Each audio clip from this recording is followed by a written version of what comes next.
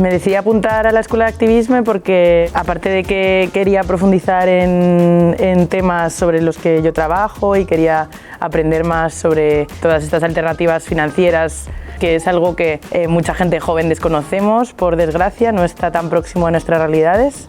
Luego, aparte, también quería conocer a personas con mismas inquietudes, ¿no? Y mismas sensibilidades. Aparte, el hecho de que fuera una escuela para jóvenes menores de 35 años, que eso fue un gran aliciente. Amb l'escola he pogut conèixer alternatives que avui existeixen i que cada vegada ens faciliten més poder viure de manera més coherent amb els valors que trobem importants. A l'escola m'emporto un nou àmbit de l'activisme que no m'havia plantejat inicialment. Jo havia fet activisme en altres àmbits, com en col·lectiu LGBT i tal. La meva vinculació amb les finances ètiques venia perquè ara fa 2 anys que treballo en economia social i solidària i necessitava com entrar una mica a conèixer què són les finances ètiques, per què serveixen, quina aplicació tenen a la meva vida. M'emporto això i també la xarxa de contactes que s'ha creat a l'escola. Crec que he après moltes eines, molts recursos, tant per mi com per les meves properes, i he tingut una experiència molt enriquidora al nivell de totes les persones que he anat coneixent i la xarxa d'activistes de diferents camps que ens hem unit tots en l'economia, perquè crec que l'economia es troba en tots els activismes realment. Tu pots anar a votar una vegada cada 4 anys o pots decidir on poses els teus diners i quan et gastes els teus diners tens un impacte en mantenir les empreses a les que li estàs donant aquests diners. Doncs crec que ha sigut la manera més personal de també aprendre nous recursos i noves tècniques, saber on invertir aquests diners perquè segueixi havent una circularitat de diners entre empreses que tenen uns valors que estan afiliats als meus.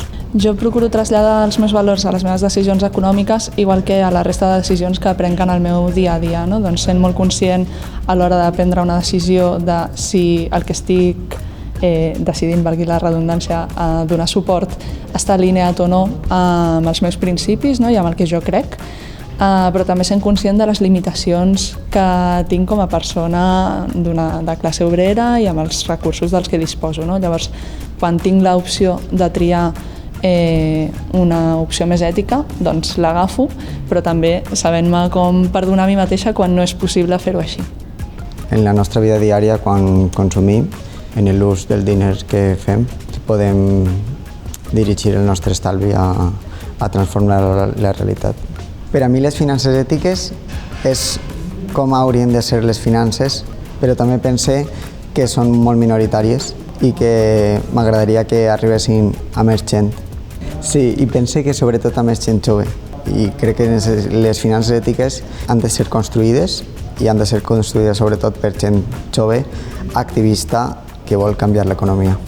Les definiria com espais on es mou el diner, on el principal és el planeta i les persones i després és l'enriquiment personal, que al final tots necessitem diners i òbviament si tu fas una inversió estàs buscant que hi hagi una recompensa, però saber on invertir i amb unes eines i uns límits econòmics perquè no sobrepassi els drets humans. Crec que han canviat els meus hàbits de consum a nivell de que he conegut noves eines on m'ha interessat posar els diners i he trobat nous supermercats o noves eines cooperatives on a mi m'interessava.